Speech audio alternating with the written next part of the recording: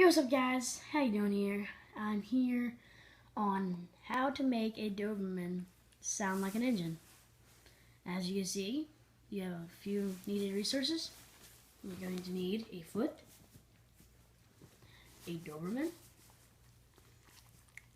a relaxed in place for the Doberman, and what you want to do is once he has his face down, you just want to take your foot and gently cover his eye.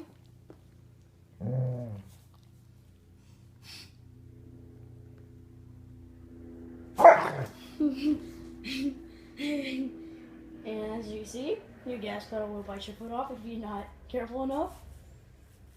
So, yeah, so do it one more time.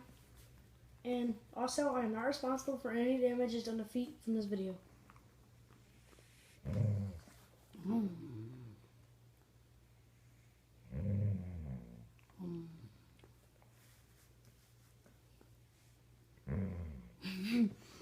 Alright guys, let's wrap that up.